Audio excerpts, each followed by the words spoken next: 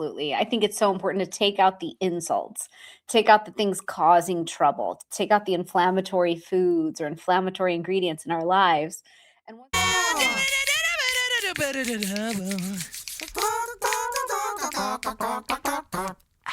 All right, welcome back to another podcast. Today we have on the show Dr. Shivani Gupta. Welcome to the show. Thank you. Thanks for having me. Absolutely. A lot of good content that people are going to get today. And the first thing I want to start off with is your expertise is in Ayurvedic medicine. Is that correct? Yes. So, just a real brief synopsis of what got you into that. I know you had some family members that were struggling with diabetes and those type of issues early on in your life. Is that what kind of set you on this path to help others? Absolutely. I grew up going to India every year to see my grandparents and my cousins and my family. And every year I would see the devastating effects of diabetes. So it would be heart attack, stroke, quadruple bypass needed, or leg amputation, or Parkinson's. And I watched this unfold and thought, what are we doing here? Why are we working so hard for success? And then when we retire, all we're doing is all this medical management, and it's pretty horrendous. And so as I watched it unfold, I thought, I'm going to have to prevent that. Like, I'm going to have to figure out a way for that not to happen to my parents and not to happen to my generation. And that put me on quite a path of how do we prevent and reverse chronic health disease in ourselves. Do you have the mindset that which I have is that disease is reversible? It's certainly 100. preventable, but I actually think it's reversible. Do you believe that? Absolutely. I grew up, and my father, every time he saw this happen to his parents, he'd bring them back to Texas, create like what was the original biohacking suite, I think, in our family room. He'd give them green juice and vitamins and do all this stuff, and he would reverse their diseases. He'd put them back at functional and healthy. So I've seen that happen in my life time and again.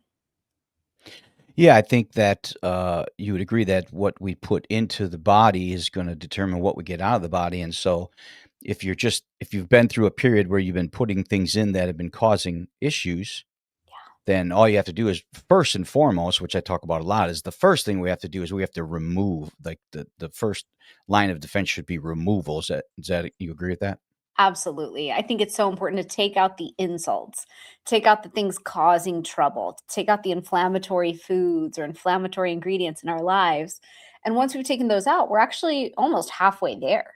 And then we can put in so much good. We can add in anti inflammatory foods that are healthy, superfoods, nutrient density, some lifestyle practices, and then we can really win. But you're right, half the battle is just getting rid of what doesn't serve because those are the things that are keeping us inflamed and sick and unwell.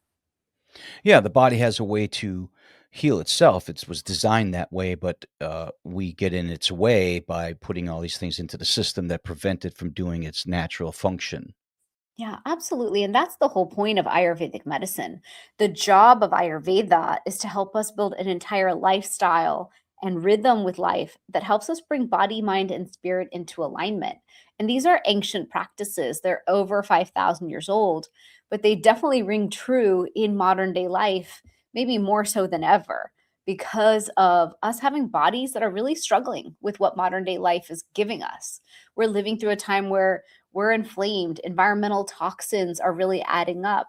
Our food supply has a lot of issues: lack of vitamins, lack of minerals, high levels of pesticides and herbicides being used.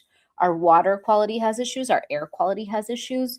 I mean, there's a lot of insults coming at the body. And the way the body reacts is it creates inflammation. It's like, I don't know what all that foreign, weird stuff is. Stop putting all that stuff down your throat that is not food.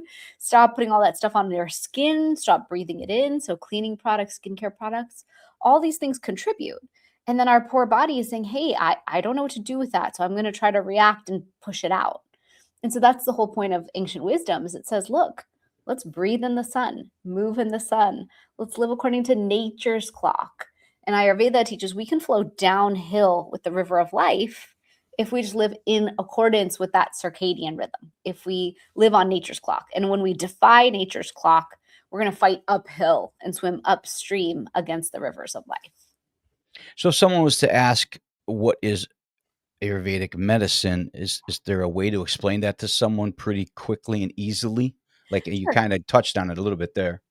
Yeah, Ayurveda is personalized medicine. It's root cause medicine, and it's a preventive lifestyle that you can implant into your life that gives you tools and rhythms and herbs and spices and different practical approaches to build health.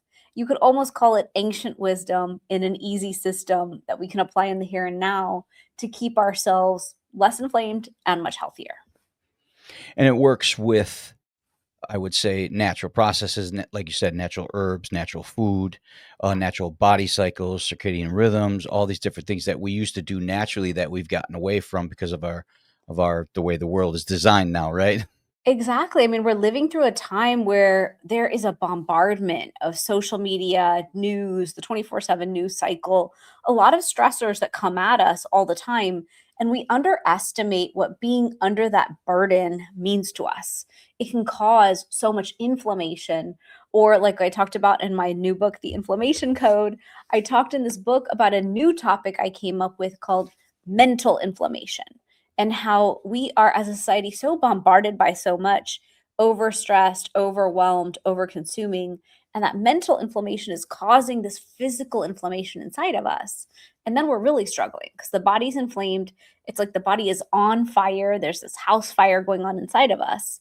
And our immune system's trying to run around and shut down the fire with fire extinguishers. And we're not even hearing those alarms going off. We think we're fine. And a lot of people tell me, you know what? I just feel like I'm aging. My joints hurt. I have brain fog. I have digestive issues. I don't feel good. I don't know what to do. And I'm like, that's not aging. That's inflammaging.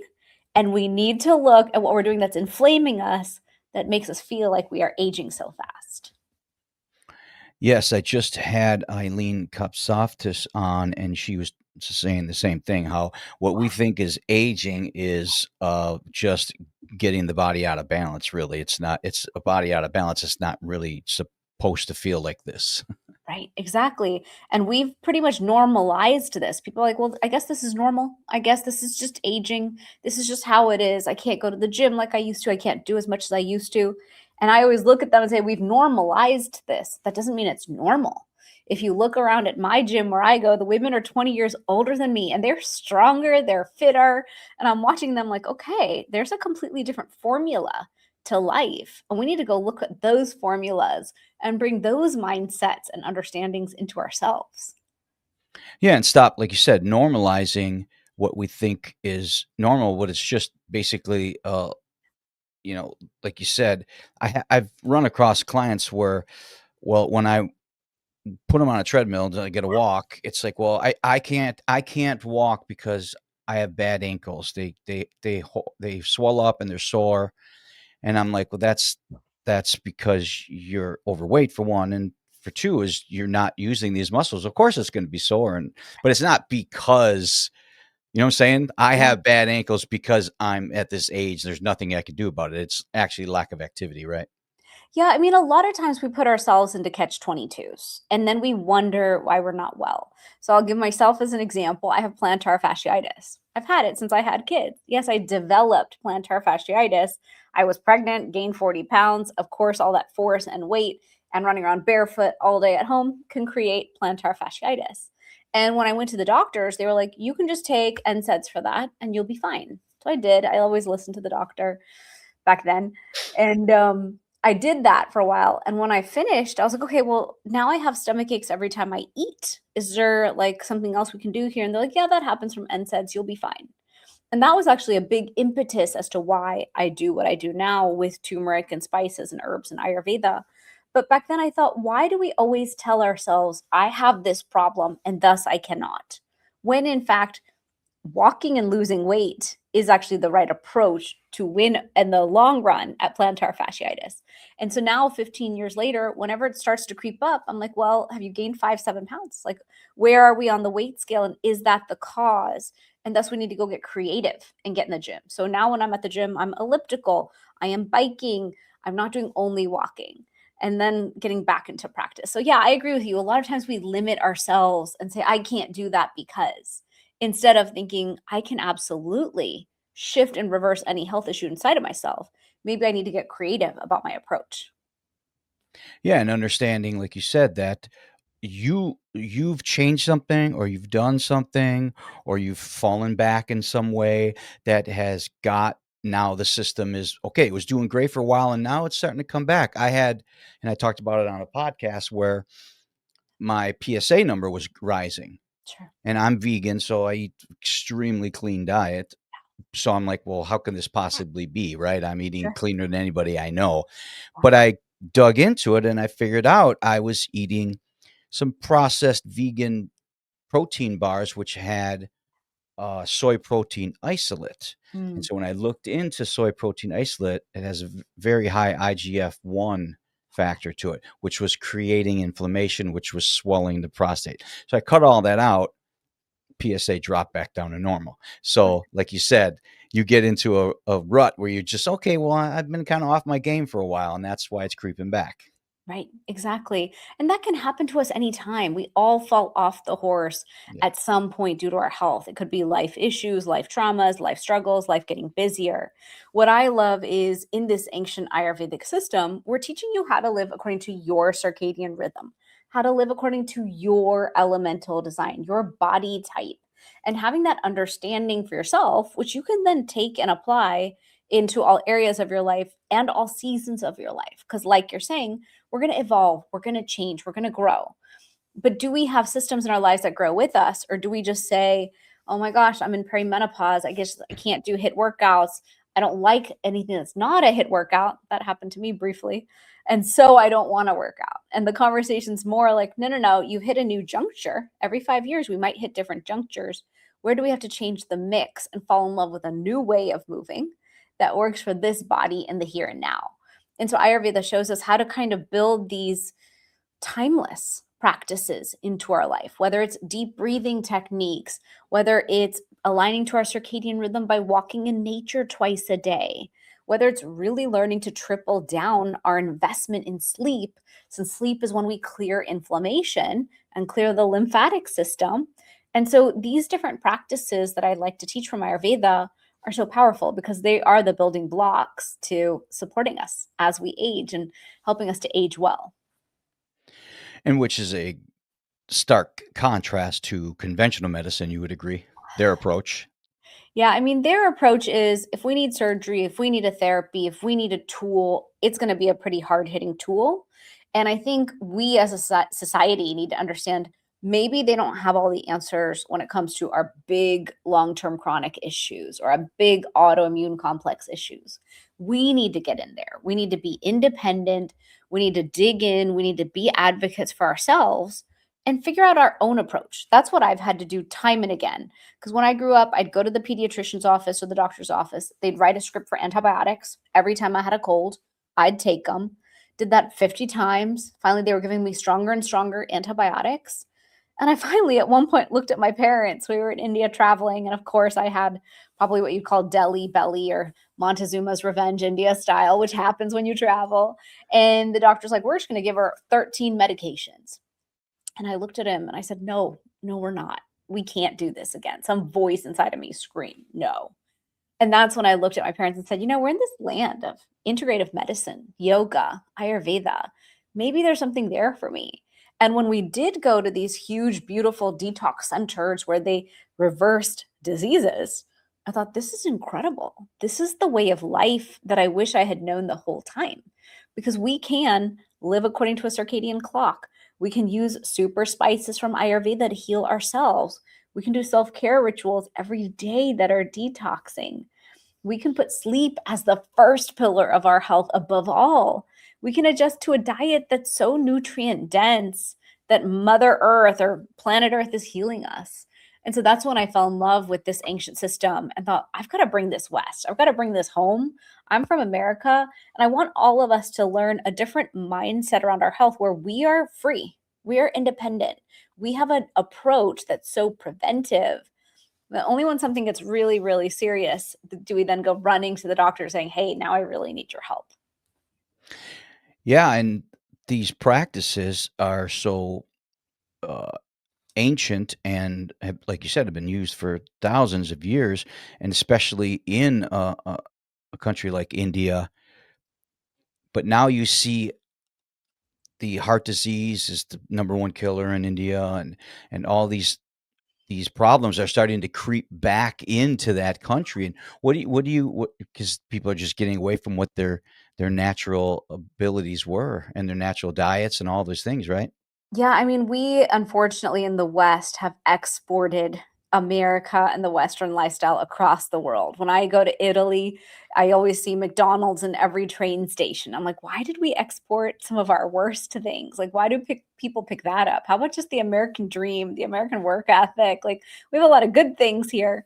But yeah, I think we've exported Western culture. And as we do that, countries like India are shifting. So you see this incredible shift. Everyone's working full time, double household incomes, lack of an honoring or focus on cooking and fresh food, huge movement towards fast food and fast food delivery. And a lot of our huge multinational chains of fast food have moved into India. It's fun for my kids when we go because they're like, oh, McDonald's and all the things. And I always look at them and say, no, no, we can't do that. It's poisonous in America and it's still poisonous in India. We can't do it to ourselves. And so it's just about reminding ourselves what is good, what is bad. I also think globally we've become more sedentary with the prevalence of so much great TV available 24/7 content, social media. And so it's just that reminder. It doesn't matter whether you're there or here. We have to move every day. We have to move more. We must exercise. We must move the lymphatic system. We must have attention on inflammation. No one gets out of jail free. Like we have to do the work or we don't get to have our health. And it's a true investment. It's not simple, but it is something that we're all able to do if we're willing to do one habit at a time and shift those habits. Yeah, and traditionally, the diet of India, rice, lentils, beans, I think was it always in that country? Because I love curry, I Yeah, love rice dishes. Was it always cooked with, like, the butter and the ghee and the heavy sesame oils and all these other highly saturated fat? Because I feel like decades ago, they didn't have the diseases that they have, right. and now everything's cooked in all this heavy saturated fat. Was it always that way in the country, and you just think that people weren't as sedentary, or did they start cooking more with these oils and stuff later on? I'm 45, so I've gone to India for at least about 40 years of my life, and it's been interesting to watch India change over those Okay. 40 years. And when I went as a little girl, every day man with the vegetable cart would ride up to your home. He had picked it up from the local farmers right within the vicinity of your home, and he was selling you vegetables that were picked that day and you had a relationship with him and you'd talk to him. And my grandma, I remember, would go out there and buy the veggies and the different things. Today we need green beans. Tomorrow we need cauliflower. And also, if you think about it, the Indian diet is very conducive to vegetarianism and veganism.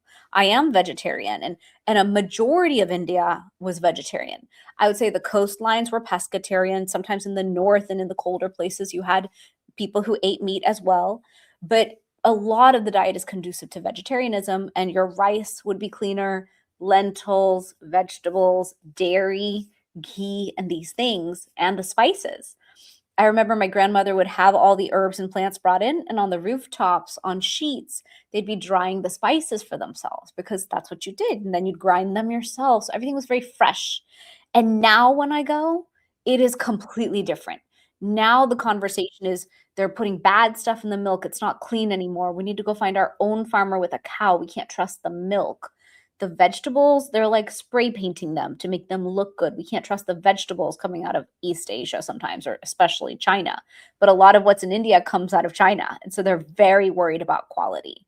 Then any food they buy now, you don't need the vegetable man. You've got delivery, you've got mega grocery stores, mega superstores. When I went to India as a kid, you didn't have that. Like they would call and ask us, when you come to India, can you bring shampoo? Can you bring these things?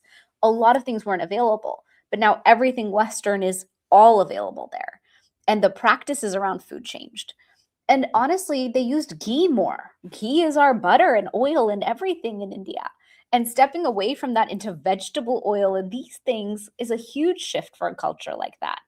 And then even when it comes to spices, no one's really drying and grinding their spices as much. Everything is so fast and instant. And there's where we lost the quality. There's where we lost so much of the benefit. So it's an interesting question you're asking, but modernization itself is so problematic because in the name of speed and efficiency, you lose quality. You lose the value of the original thing. You lose what we are looking for here in America right now, which is, can you go find your farmer's market, small batch production, organic, clean, pesticide free? All of that was there. And now they too are going and trying to find it as well for their health and to save their health. Yeah, losing the purity and quality, both of those things. Yeah, it's an excellent point. Excellent point. Makes a lot of sense as you go through the years. You see the change. Yeah, yeah. Talk a little bit about Ayurvedic medicine and circadian rhythms, because I talk about this a lot, and I think this is a very important point. So talk a little bit about circadian rhythm of the body.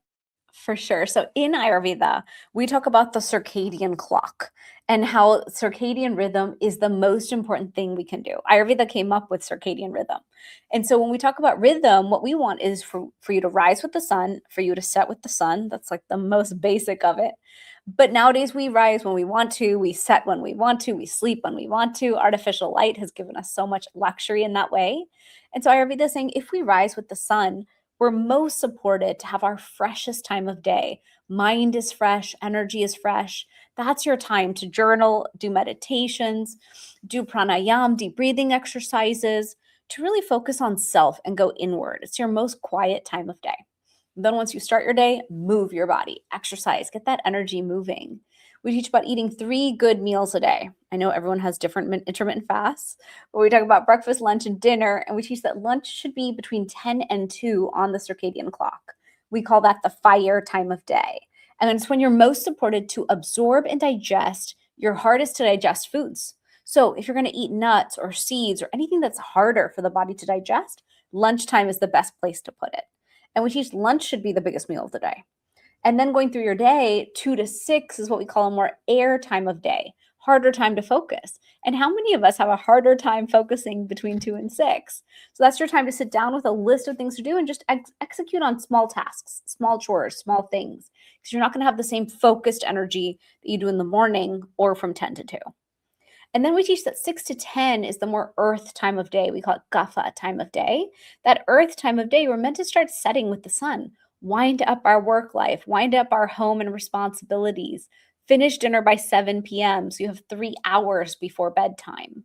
And then once we've done that, move into our sleep rituals or sleep hygiene rituals, as we would call them nowadays, from 9 to 10, because when we're doing that on the clock, all of a sudden you're easing the mind and body into a better night's sleep. So that's where in Ayurveda we reach for herbs like ashwagandha or brahmi.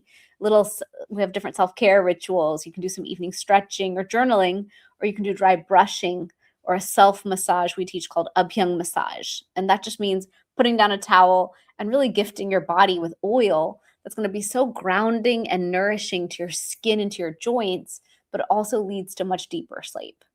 And our goal is to have everyone asleep by 10. That's when we have that natural melatonin release on the circadian clock. And we want everyone to sleep 10 to 2 to get into those deep sleep states where we clear inflammation, clear the lymphatic system, what we have called a glymphatic system, which is our brain lymphatic system, and all the trash we collect throughout the body. That's our opportunity to clean it out. And of course, we're still meant to sleep from 2 to 6 a.m., get your full night's sleep. But that time period is important. And if you look, the average American, according to Fitbit, sleeps at 11:02 p.m. And that's a statistic from a few years ago. So I always think about that and think, wow, half of us are sleeping past midnight. That's crazy.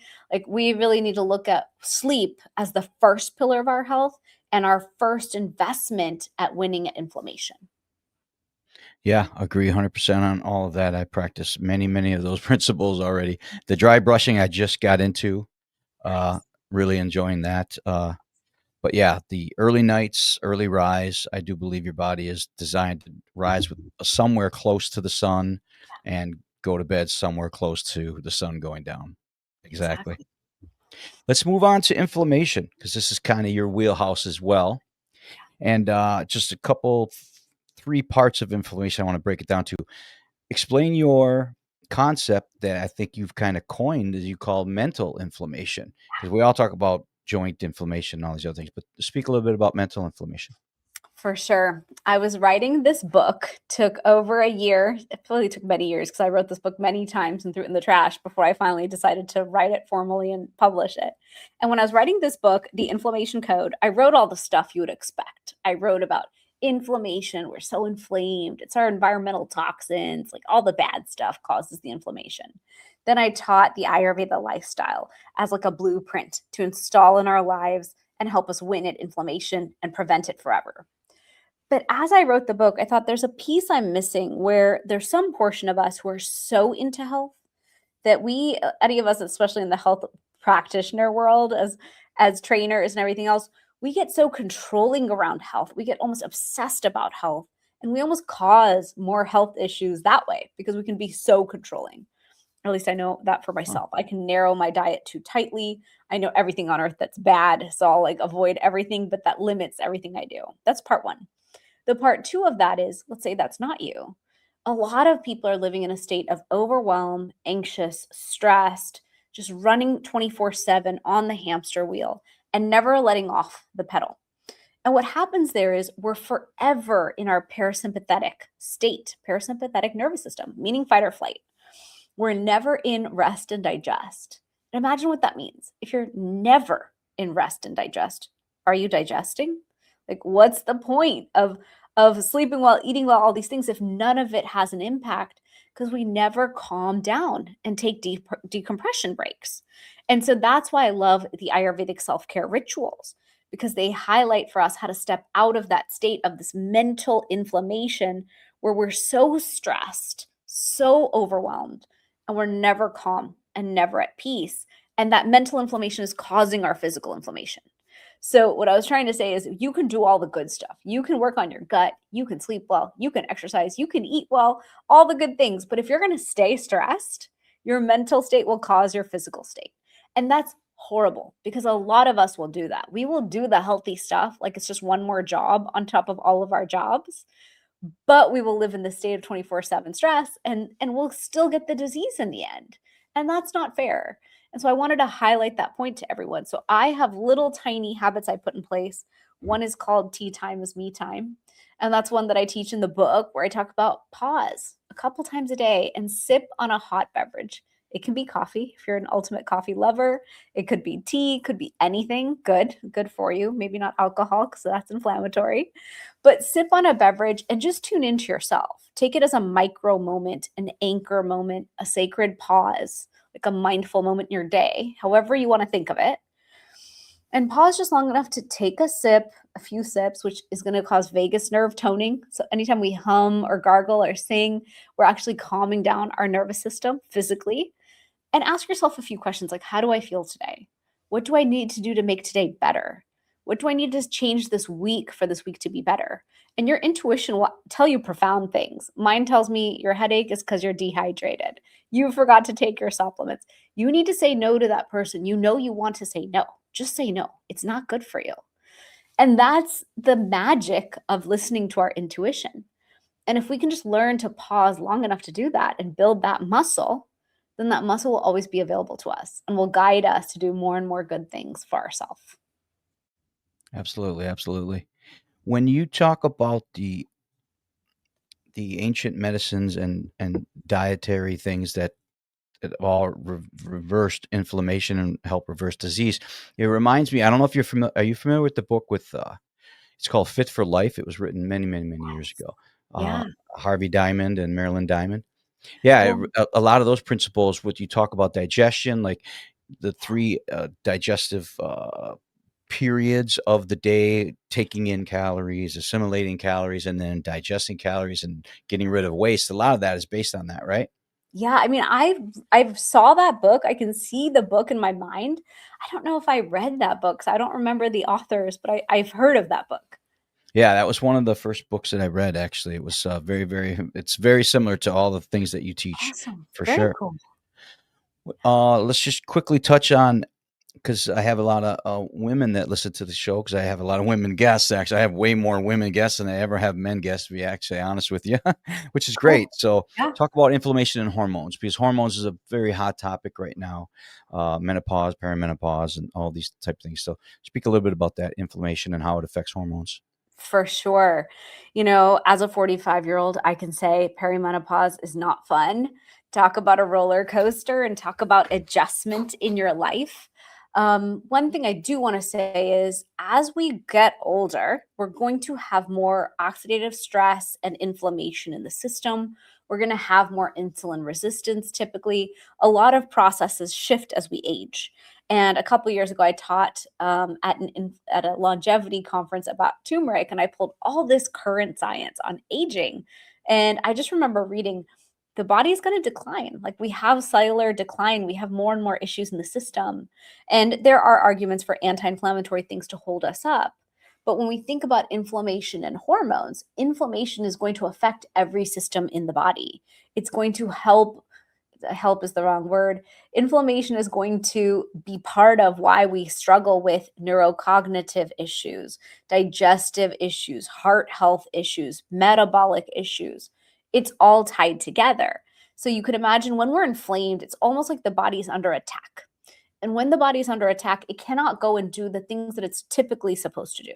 My body's supposed to help me maintain a healthy thyroid, help me maintain great gut health so I can have great hormone health. But if I have this chronic low grade persistent inflammation going on, everything goes to havoc.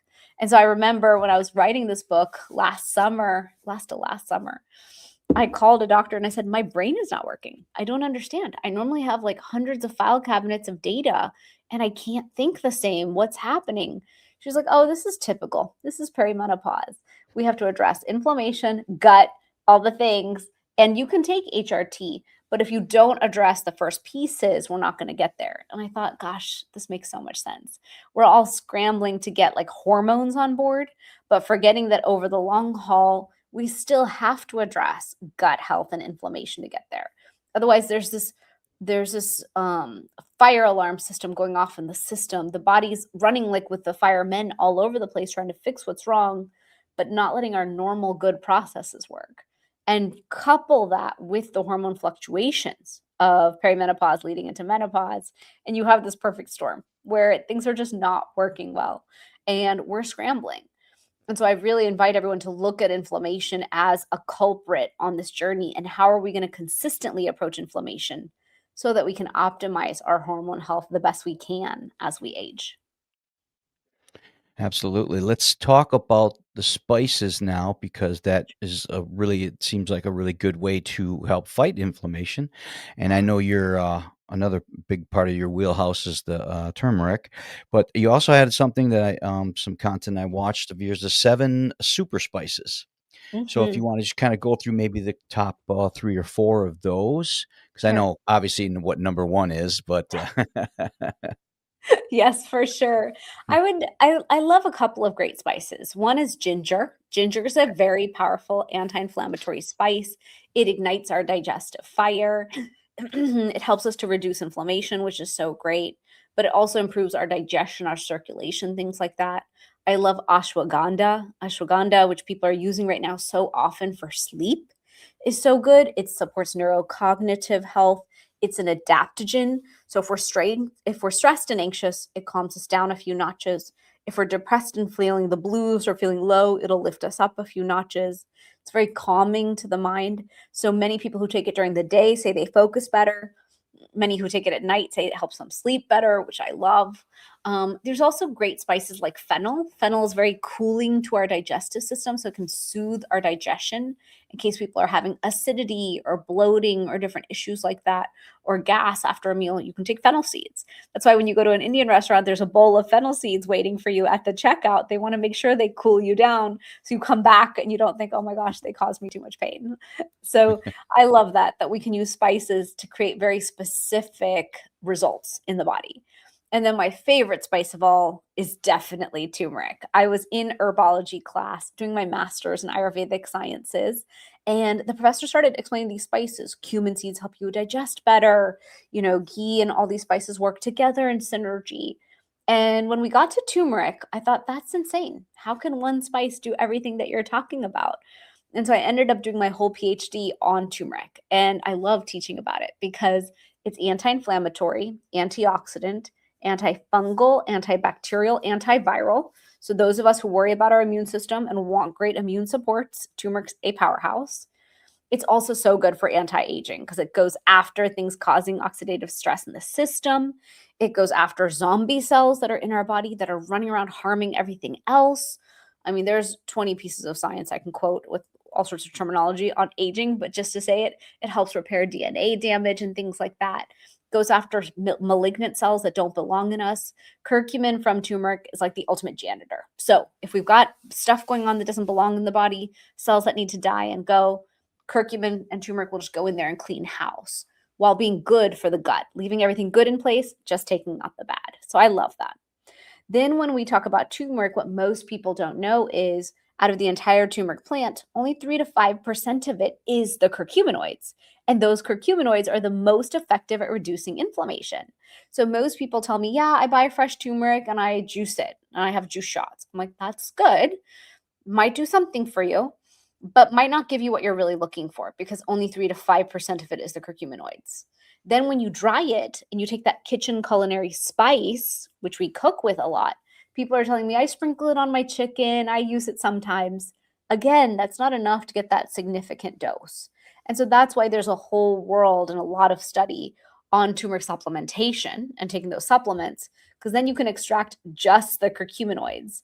And in my case, when I was starting to formulate, because I wanted to see could I build something better than what exists, I used mine at a 98% grade potency and mimicking the proportion of Mother Nature.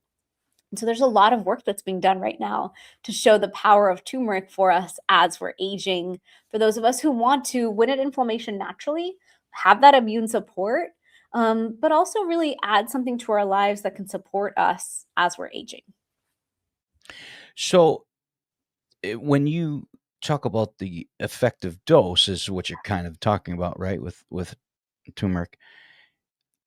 If because this is where sometimes I get confused even as just being in the space as long as I have, but I still get confused because I'm not big on supplements, but I'm big on natural, uses, natural things. So, obviously, turmeric is a natural thing, and so what you're saying is that if I'm putting a teaspoon into my rice or in my soup or whatever, that's not enough, turmeric to get the effective dose?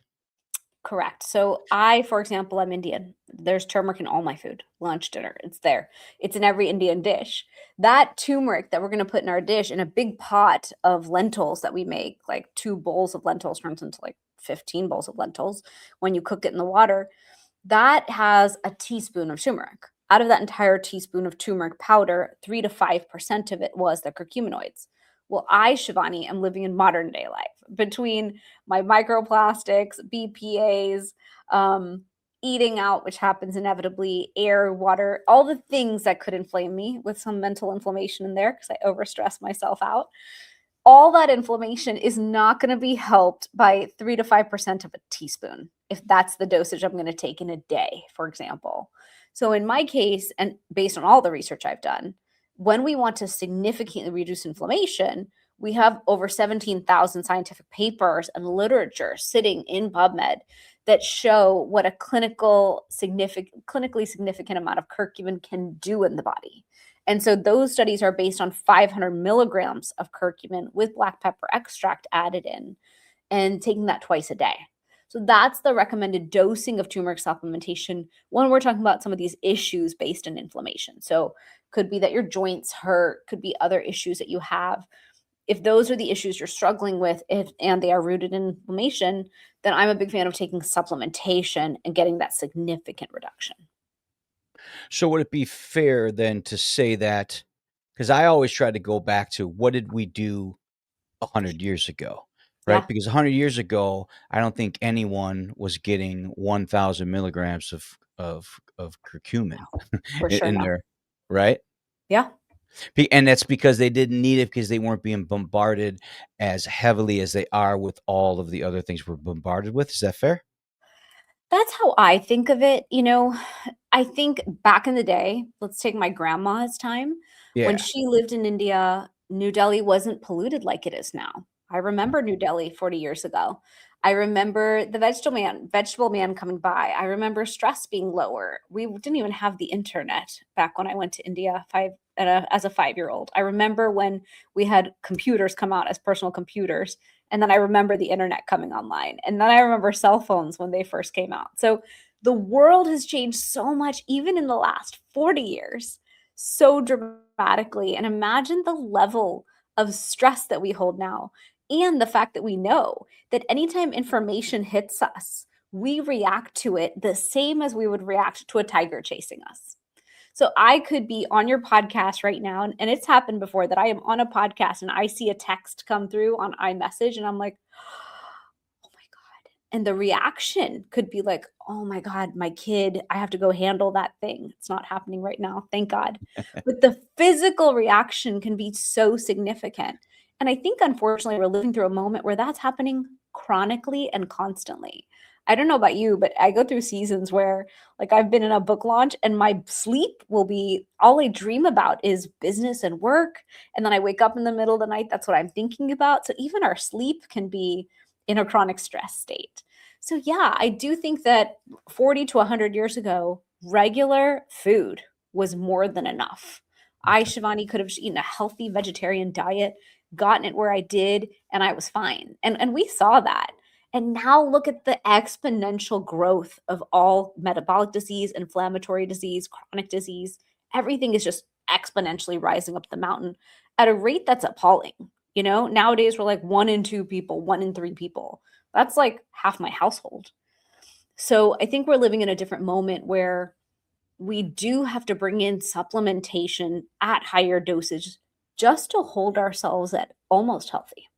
That's not even healthy. Like, you have to do a full court press effort nowadays to be healthy, in my opinion. Sure.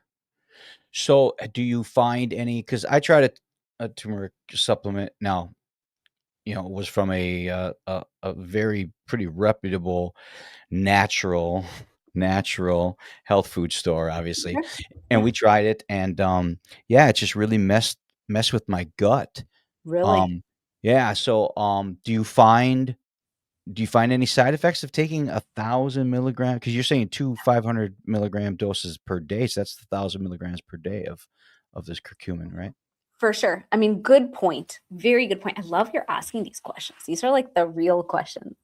When I was finishing my PhD, everyone asked me, where can I take turmeric? Because people would walk up to me and say, my knee hurts. And I'd say, you can take turmeric for that. Or my throat hurts. You can take turmeric for that. Anything that happens, I do believe turmeric can solve 99% of the problems. That's just because that's all I was researching for years. And so then they'd say, whose can I take? And I'd say, I don't know. Send me the label you're taking.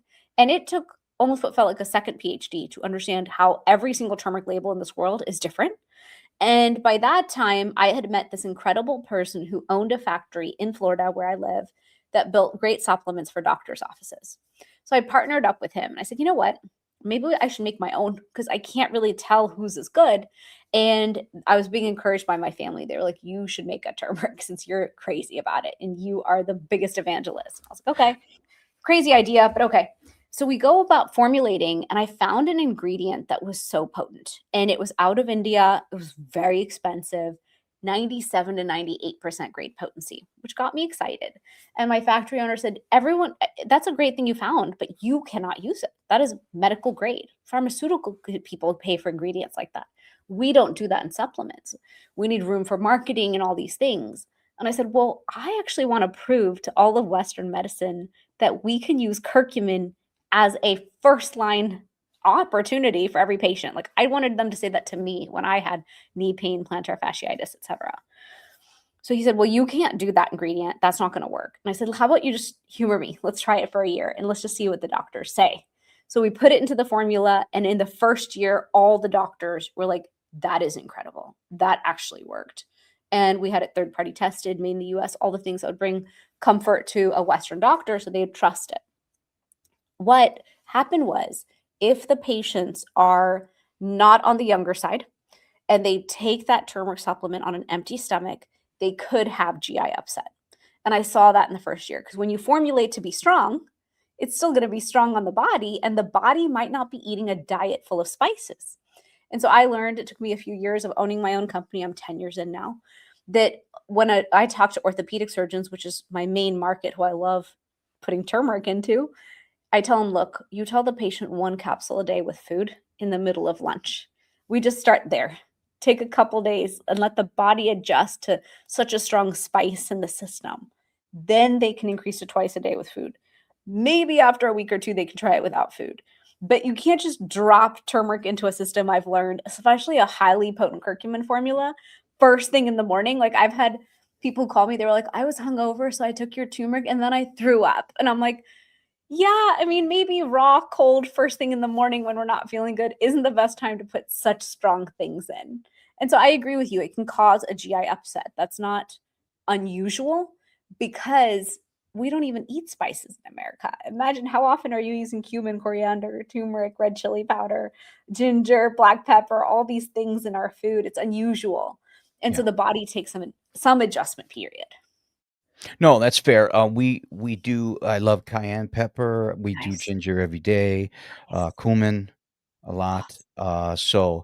Uh, yeah. So what you said makes a lot of sense because like you can't take and 'cause this happens with people that I talk to. It's like, well, you should eat more beans. It's like, well, when I eat beans, it upsets my stomach or get Sure. bloating. If they okay, well, let's not start with like a half a cup of beans.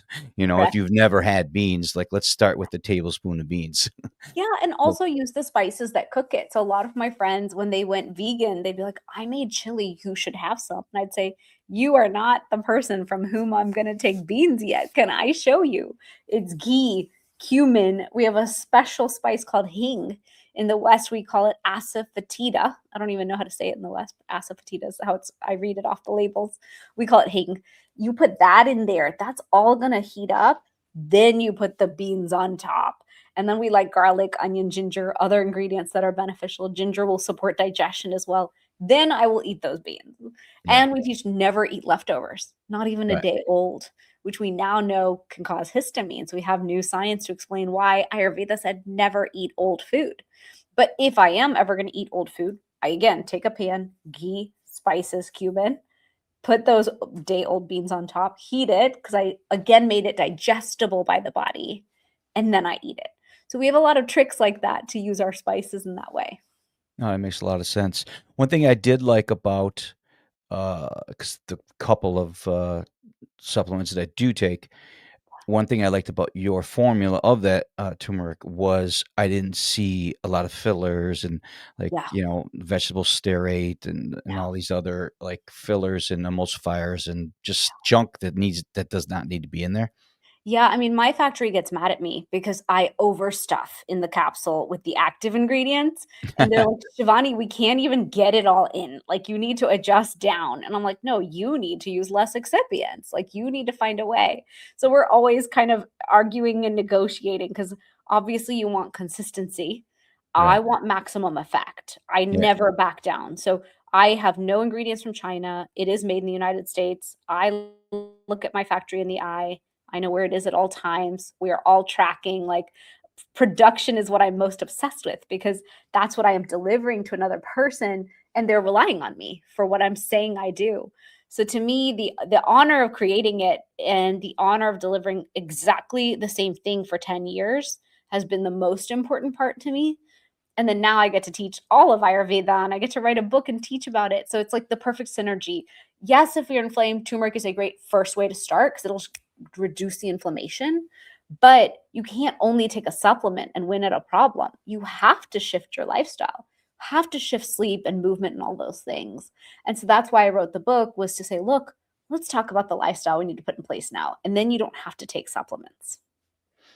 Yeah, absolutely. So let's get to that book. I agree with that. That last point you made is Yeah, people want to just go right to the supplement. I'm like, well, let's first fix all these other things first, and then yeah, if we still feel like we're still not getting to where we need to get to, right. then okay, let's sprinkle in a little bit of the supplementation. Exactly. Exactly. People want to just go right to supplement and then just eat like crap all day long, but take their supplement and think that that's gonna Like work. the That's not gonna GLP work. movement. My whole family's on GLPs, and they're like, "We can still eat out." I'm like, "No, let's have a conversation about what your diet and movement should look like right now, and then you win Oh at yeah. a 10x, and then you can come off of this." But I don't think there's any life plan to ever come off it. No, no, I know people are like, "Well, I love having this food. All I just know I have to take this before I eat the food." It's like, Right. well, Yeah, something not right there. So exactly. let's touch this on your book, The Inflammation Code. For So sure. yeah, tell everyone about that. So, this book I wrote as a blueprint and a guidebook to bring ancient Ayurvedic wisdom into your life in a way that's doable and attainable. I am a busy mom, I'm an entrepreneur. There's limited time in the day. But if I focus on the key pieces, I find we can win at inflammation, our hormone health, our gut health, our peace of mind, mental inflammation, and all the things that matter to us most. And so the Ayurvedic lifestyle changed my life. It's changed the life of thousands of my clients. And I took their stories and that wisdom of teaching them the six pillars of Ayurveda and put it all into a book so that we can all do it together. It's awesome. One last point before I let you go is, and I watched a couple of your videos, and I think this is a very important point because you have a lot of supplements or vitamins that need certain things to be eaten at the same time. That's why the creator or whatever you believe Yeah. designed plants to have all these different things in them. So, and the same thing goes, I think, with turmeric is that Yeah. having black pepper and eating it with some sort of fat source with it helps with all the absorption, correct? Correct. Yes. So turmeric is better absorbed with black pepper. It increases the absorption 2000%, which is huge. So if you're going to eat turmeric, please do it with black pepper and or a healthy fat. We know healthy fat increases the absorption as well. There's no apples to apple studies comparing them, but we know each one does improve that absorption. So when I formulated with black pepper, but I always tell everyone that's a good reason to take it with a meal. So you also get that healthy fat for absorption, which will support the neurocognitive effects. We know that turmeric can create neurogenesis, new brain cells, and mitogenesis, which just means new mitochondria, more energy for us. And so I'm just a big believer in take your turmeric, take it with what increases the absorption, and take it consistently so you can win. Absolutely. All right. Well, Shivani Gupta, thank you so much for being on the show. Why don't you just let everyone know where they can find you? I'll put all these links in the description box as always, but why don't you just tell everyone where they can find you and they can work with you as personally too as well, right? Oh, one last thing I wanted to have you touch on too in your Yeah. closing here is this the elemental design quiz that's on your website. I saw it, so Yeah. kind of explain what that's about as well. For sure. So in the book, I talk about how we each have our own individual mind body constitution. We have our own body type. And so if you go to my website, there's an elemental design quiz you can take. And in just a few minutes, you'll learn if you're more air, fire, or earth. And that really dictates how you navigate your own health and your own health journey. So you can go to my website. It's shivanigupta.com, SHIVANIGUPTA.com, and you'll find the elemental design quiz, my book, The Inflammation Code, my podcast, The Inflammation Code. And I'm on all the social channels as at Dr. Gupta, Instagram, etc. And then the supplement company with Ayurvedic teas and herbs and turmeric is fusionaryformulas.com, FUSIONARY formulas. And we made the code RASA report will give them 15% off on their first order. Awesome. Well, thank you for doing that. I really appreciate it, Dr. Shivani Gupta. Thank you so much for your time. Really appreciate you. Yeah, thanks for having me.